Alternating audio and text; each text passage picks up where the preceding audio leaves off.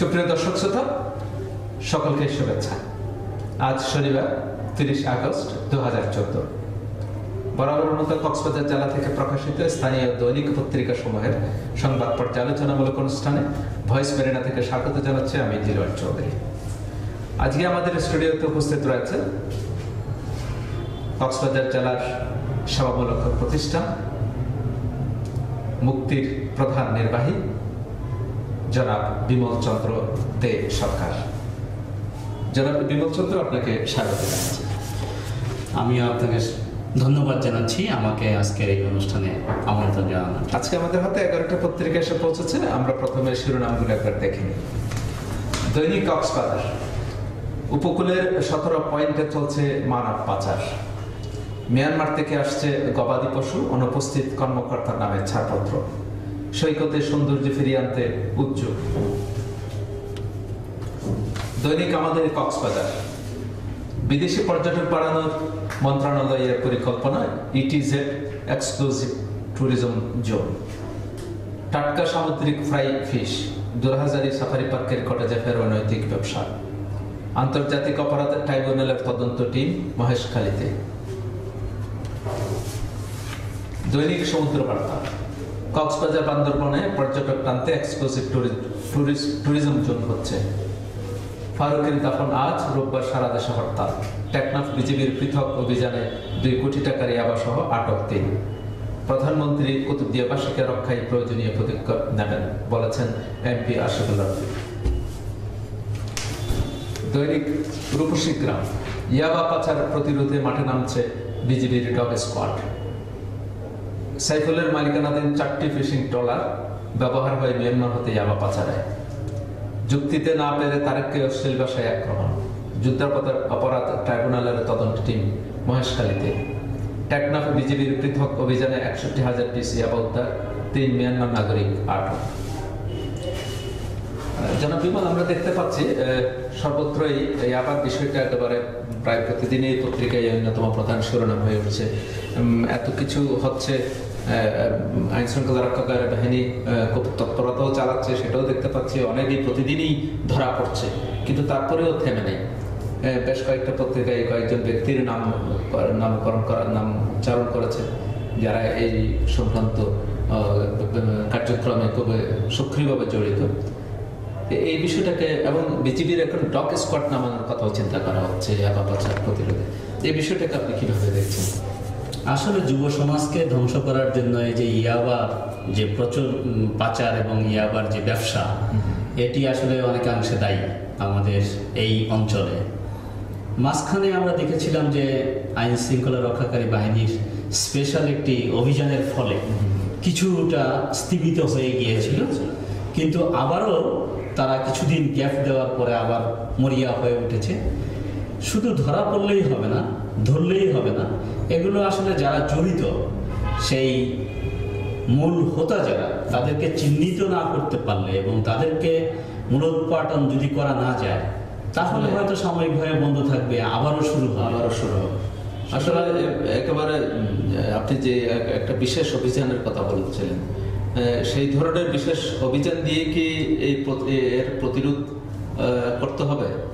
আসলে বিশেষ অভিযানে হয়তো সাময়িক কিছুদিনের জন্য সীমিত থাকবে, কিন্তু আসলে যেটা করা দরকার সেটা হচ্ছে যে ওই সময় আমরা শুনেছিলাম, আশান্বিত হয়েছিলাম যে এর সাথে জড়িত যারা আছে সব তাদের লিস্ট তৈরি হচ্ছে এবং তাদের বিরুদ্ধে আইনগত ব্যবস্থা নেওয়া হবে, কিন্তু সেই ব্যবস্থাটা অত জোরালোভাবে আমরা দেখতে পাইনি, এখনো পর্যন্ত দৃশ্যমান নয়। সেটা যদি হতো তাহলে হয়তো এই অবস্থার আবার উদ্ভব হতো না, সেটাই বলে আমার বিশ্বাস। আমরা কর্তৃপক্ষের কাছে আইন শৃঙ্খলা যারা আছেন, জড়িত আছেন, নিয়োজিত আছেন, তাদের প্রতি আমাদের আবেদন থাকবে অন্তত আমাদের প্রজন্মকে বাঁচিয়ে রাখার জন্য, প্রজন্মের সাথে, দেশের সাথে এই বিষয়টাকে একটু অন্যভাবে কঠোর দৃষ্টিতে দেখা উচিত।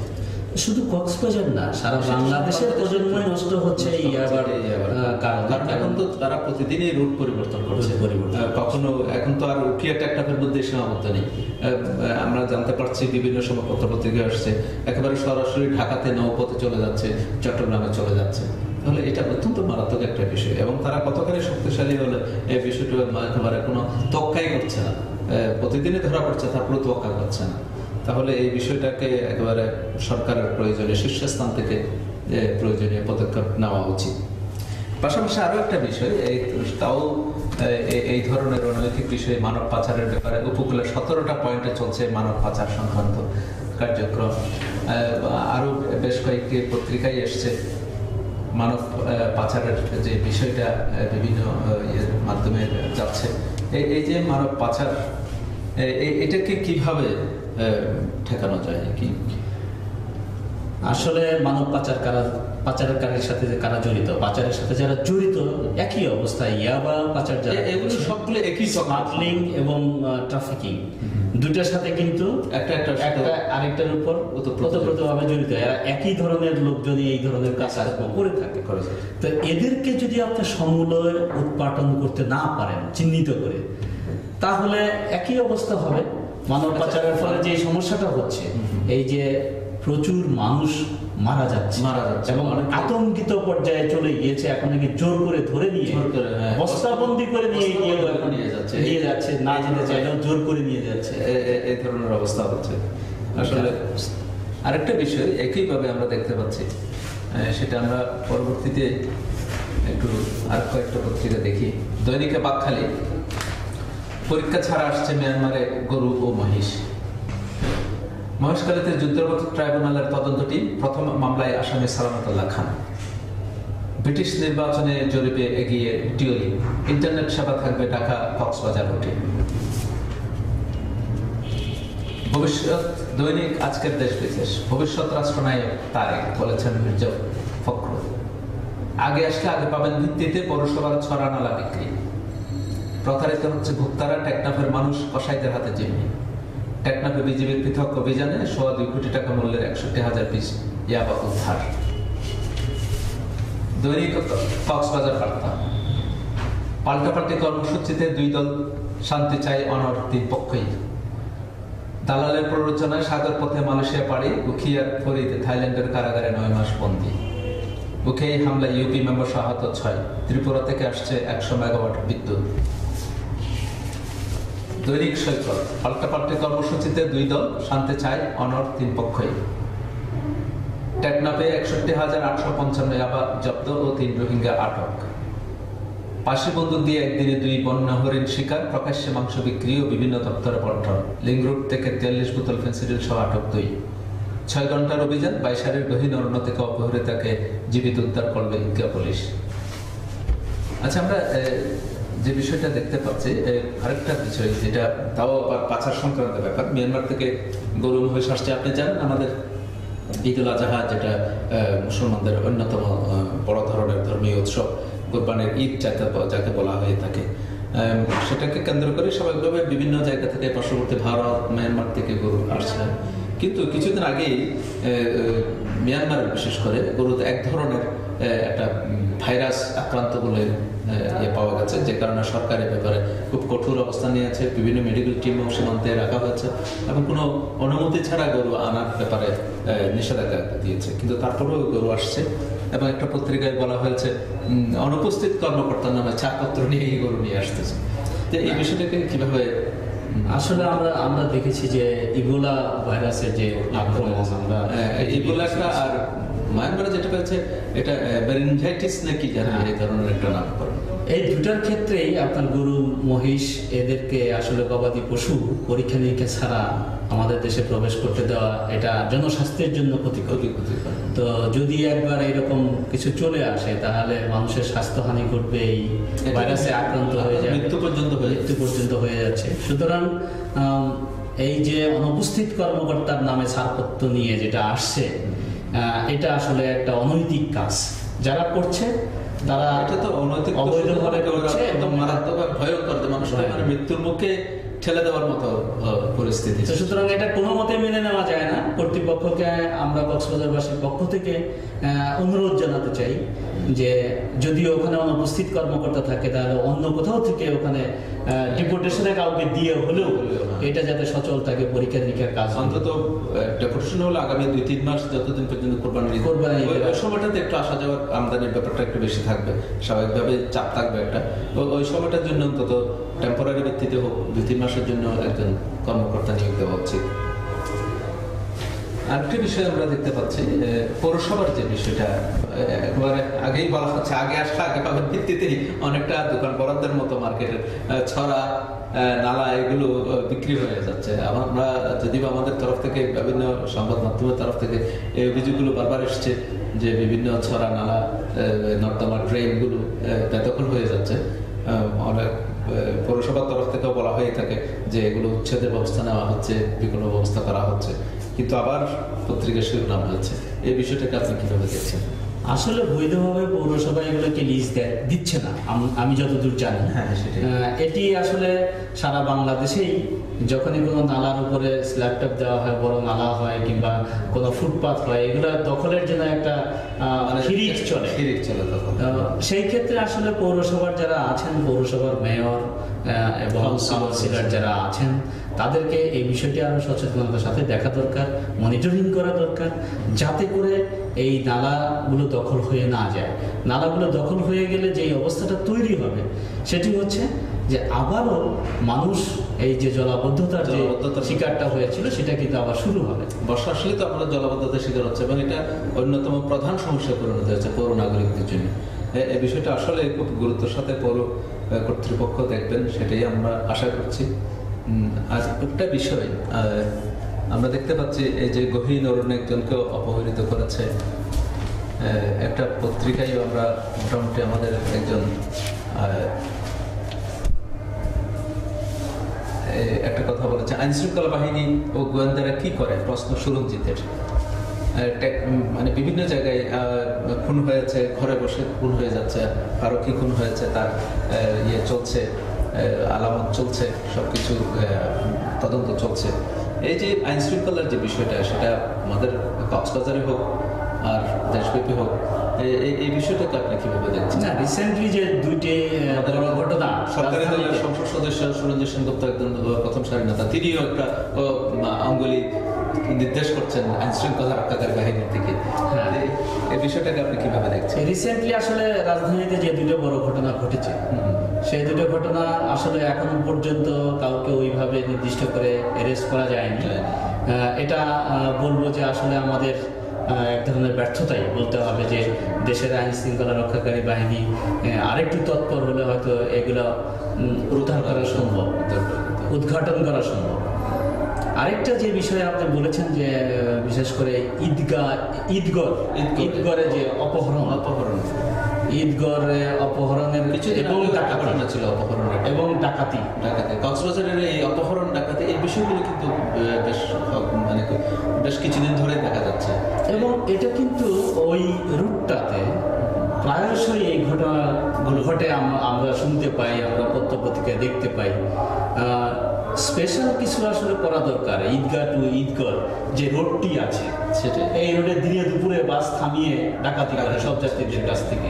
তো এটা আসলে ওখানে একটা পুলিশ ক্যাম্প করা, স্থায়ীভাবে কোনো ক্যাম্প করা যায় কিনা, এগুলো একটু বিবেচনা করা দরকার। এবং এলাকাবাসীদেরকে এবং যারা ওই ঈদগাহ সাথে ঈদগড়ের যে যোগাযোগ ব্যবস্থা করেন, আসতে হয়, তাদের আসতে হয়, জেলা সদর আসতে হয়, তো স্বাভাবিক আসা যাওয়ার পথে যদি তারা এরকম ডাকাতের হাতে পড়ে, স্বাভাবিকভাবে তারা তো নিরাপত্তাহীনতায়।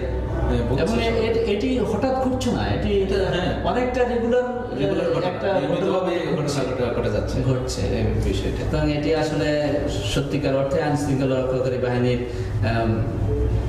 আরেকটু তৎপরতা প্লাস ওখানে স্পেশাল কিছু ব্যবস্থা নেওয়া হচ্ছে।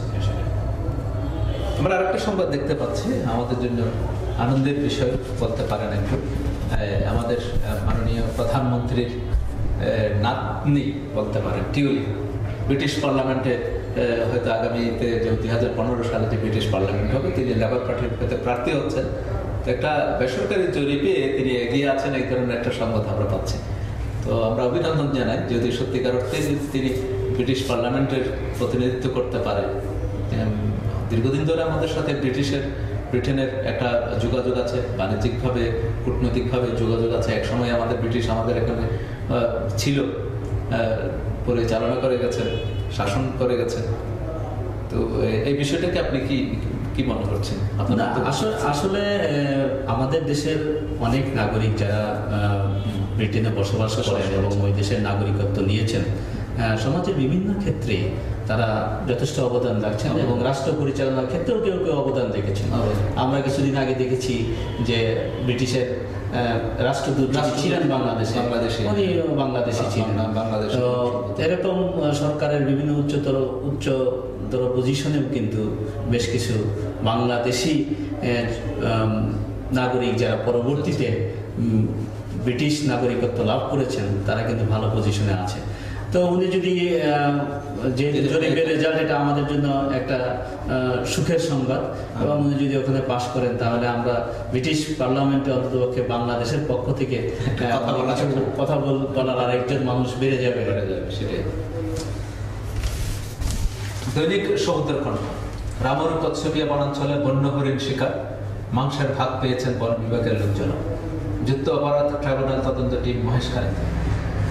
টেকনাফে 61,000 পিস ইয়াবা উদ্ধার, 3 রোহিঙ্গা নাগরিক আটক। প্রধানমন্ত্রী শেখ হাসিনা কুতুবদিয়াবাসীকে রক্ষায় প্রয়োজনীয় পদক্ষেপ নেবেন বলেছেন এমপি আসে। দৈনিক সাগর দেশ, আবার রাজপথে বড় হইল। ফারুকি হত্যাকাণ্ডের জট খোলেনি, ফরমালিন সহ 11 রাসায়নিক আমদানিতে নিয়ন্ত্রণ আরোপ। অবশেষে টেকনাফে বিজিবির পৃথক অভিযানে 61,000 ইয়াবা সহ 3 রোহিঙ্গা আটক। দৈনিক হিমছড়ি, নাজিরাটেকে শুটকি উৎপাদন শুরু, ইজারাদার কর্তৃক ব্যবসায়ী হয়রানি।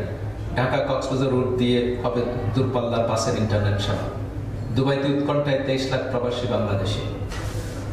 আচ্ছা, আমরা এখানে ফরমালিনের যে বিষয়টা, একটা সরকার একটা সম্প্রতি সিদ্ধান্ত নিয়েছে 11টি রাসায়নিক আমদানি নিয়ন্ত্রণ করার ব্যাপারে একটা আইন হয়েছে। আমরা তো স্বাভাবিকভাবেই আমাদের ফরমালিন যুক্ত মাছ বলেন, ফল বলেন, তরকারি বলেন, সবকিছুতেই খাদ্যের মধ্যে আমরা একটা মধ্যখানেতে খুবই বাজার থেকে কোনো কিছু ক্রয় করার জন্য সবাই আশঙ্কিত হয়ে পড়েছিল, মানে কি অবস্থা, কি হবে, খাবো, নেবো কি নেবো না, এই ধরনের। এই বিষয়টাকে আপনি কিভাবে দেখছেন?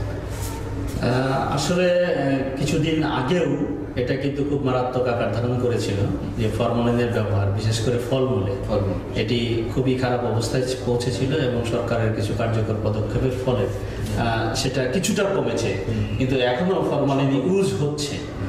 তো সরকার যদি এটিকে আসলে সত্যিকার অর্থে নিয়ন্ত্রণ করতে চায় এবং আমদানিতে যদি নিয়ন্ত্রণ করে এবং বিক্রয় পর্যায়েও, শুধু আমদানিতে করলে তো হবে না, এটা যারা বিক্রয় করবেন, ক্রেতা যারা, তাদেরও ওই ধরনের লাইসেন্স থাকা কিংবা এই ধরনের কিছু একটা পারমিশন নিয়ে তারপরে যদি তারা করে, তাহলে হয়তো বা এটা এবং এটা নিয়ম জায়গায় ব্যবহার হবে, কোন জায়গায় ইয়ে হবে, তদারকিটা আসলে শক্তিশালী করা দরকার। কারণ মানুষকে খাদ্যে বিষক্রিয়া, এটা তো মারাত্মক অপরাধ। সর্বত্রই এই তো আমরা আজকে তো প্রায় কয়েকটি বিষয় নিয়ে আলোচনা করলাম, যে সেই গরু মহিষের আমদানি বলুন, আর এই সবকিছু খাদ্যের উপরে বিষয়গুলো, একটু সেন্সিটিভ বিষয়গুলো নিয়ে আমাদের আজকের অধিকাংশ আলোচনা হচ্ছে। আরেকটা জিনিস দেখতে পাচ্ছেন, নাজিরাটের শুটকি উৎপাদন শুরু। কিছুদিন আগে পর্যন্ত নাজিরাটের জেলেরা নাজিরাটের শুটকি পরিবার খুবই দুটারা ছিল, খুবই অসহায় অবস্থায় ছিল, কোনো উৎপাদন নেই, কোনো ইয়ে নেই। এখন শুরু হয়েছে, এটা একদিক দিয়ে আমাদের জন্য আনন্দের সংবাদ হতে পারে। তারপরে এই বিষয়টাকে আপনি কিভাবে? না, প্রতি বছর আসলে কক্সবাজারে যে পরিমাণ শুটকি উৎপাদন হয় এবং সারা দেশে যায়, তার সিংহভাগ কিন্তু উৎপাদিত হয় নাজিরাট থেকে। তো সুতরাং এই পেশার সাথে কিন্তু অনেকগুলো মানুষের জীবন ও জীবিকা নির্ভর করছে। তো এটা তাদের জন্য একটা সুখের সংবাদ যে আবার শুরু হয়েছে শুটকি উৎপাদন। সেই পাশাপাশি আমি বলবো যে শুটকি উৎপাদনের সাথে যে ওই যে খাদ্য বিষক্রিয়া, এখানেও যেই প্রক্রিয়াটা হয় আমরা শুনি মাঝে মাঝে, সেটি যাতে না হয় একটু মনিটরিংটা স্ট্রেনথেনিং করা দরকার। উৎপাদন বাড়ছে, শুরু হয়েছে, সেটা যেমন একদিক দিয়ে আনন্দের সংবাদ, পাশাপাশি ওটা নিয়ন্ত্রণ করা, বিশেষ করে বিষক্রিয়াটা যাতে না হয় সেদিকতেও আসলে তদারকি করা হচ্ছে। আরেকটা জিনিস আমরা দেখতে পাচ্ছি, আমাদের রামুর কচ্ছপীয় বনাঞ্চল বন্যহরিণ শিকারের একটা বিষয় দেখতে পাচ্ছি। এই শিকার, বন্যহরিণ শিকারের তো এখন তো যে কোনো ধরনের বন্য জন্তু শিকারের ব্যাপারে একটা নিষেধাজ্ঞা আছে বলে মনে হয়। এই ব্যাপারটা কিভাবে দেখছেন? না, এটা তো আসলে বিশেষ করে আপনার বাংলাদেশ সরকার যে বন্য প্রাণী নিয়ন্ত্রণ যে করেছে, আইন করেছে, সেখানে এটি অত্যন্ত দণ্ডনীয় অপরাধ বন্য প্রাণী হত্যা করা কিংবা শিকার করা। সেই ক্ষেত্রে হরিণ শিকার করে মাংস ভাগ করেছেন, এটি তো আসলে আইনের প্রতি অশ্রদ্ধা প্রদর্শনের শামিল, যে আমি আইনকে মানি না, তারা এবং চুরি করে শিকার করে সেটা আমার মাংস বন্টন করা আসলে। এবং দেখা যাচ্ছে সংবাদপত্র অনুযায়ী আর কি মানে বিভাগের লোকজনও এতে জড়িত রয়েছে এই ধরনের একটা, তারা এটা তদন্ত করে যারা জড়িত আছে তাদের বিরুদ্ধে আসলে যথাযথ ব্যবস্থা গ্রহণ করা দরকার। না হলে বন্য হরিণদেরকে একসময় খুঁজে পাওয়া যাবে। অনেক বন্য প্রজাতি কিন্তু, বন্য প্রাণীর অনেক প্রজাতি কিন্তু বিলুপ্ত হয়ে গেছে। এগুলো সংরক্ষণ করা উচিত, কারণ এগুলো মানব জাতির জীবনের জন্য, আমাদের টিকে থাকার জন্য এই সকল বন্য প্রাণী বলুন, পোকামাকড় বলুন, সবকিছুই কিন্তু উপকারী। জীববৈচিত্র্যের ভারসাম্য হারিয়ে গেলে তখন এই পৃথিবীতে বসবাস করা খুব কঠিন হয়ে যাবে, বসবাসের যোগ্য হয়ে যাবে। এই বিষয়গুলো আসলে সরকারিভাবে এবং বিভিন্নভাবে এবং জনগণকে জনসচেতন করে তোলার জন্য বিভিন্ন স্কুল পর্যায়ে এবং গ্রাম মাদ্রাসা পর্যায়ে এইসব প্রচারণাও কিন্তু চালানো যায়। এসব উদ্যোগ নিতে পারে তার ইচ্ছা করলে সরকার। হ্যাঁ, সেটা হতে পারে, যে কারণ অনেকে তো স্বাভাবিক মনে করছে একটু হরিণ শিকারে যায় আনন্দের জন্য, বিনোদনের জন্য। অনেকে দেখলাম, আমরা অনেকে শুনেছি হরিণ শিকার করে আসলাম, এটা মনে করছে তারা একটা আনন্দের বিষয়, বিনোদনের বিষয়। কিন্তু এতে যে কত বড় ক্ষতি হচ্ছে পরিবেশের, দেশের, নিজের জীবনের, সেটা হয়তো বুঝে উঠতে পারছে না। না, এটি আসলে জনসচেতনতা যেমন দরকার, পাশাপাশি হচ্ছে আমাদের দেশের যে আইন আছে সেই আইনটিকে কঠোরভাবে প্রয়োগ করা দরকার। দুটোই লাগবে, দুটোই। তো ধন্যবাদ জনাব বিমল চন্দ্র দে সরকার এতক্ষণ আমাদের সময় দেওয়ার জন্য। আপনাকে ধন্যবাদ। সুপ্রিয় দর্শক শ্রোতা, এতক্ষণ আপনারা সংবাদ পর্যালোচনামূলক অনুষ্ঠান দেখলেন। এই অনুষ্ঠান দেখার জন্য এবং ভয়েস মেরিনার যে কোনো অনুষ্ঠান দেখার জন্য ভিজিট করুন www.voicemarina.com। আপনাদের সাথে আবার দেখা হবে আগামীকাল একই সময়ে নতুন করে সংবাদ নিয়ে। সে পর্যন্ত ভালো থাকুন, নিরাপদে থাকুন। সকলকে ধন্যবাদ।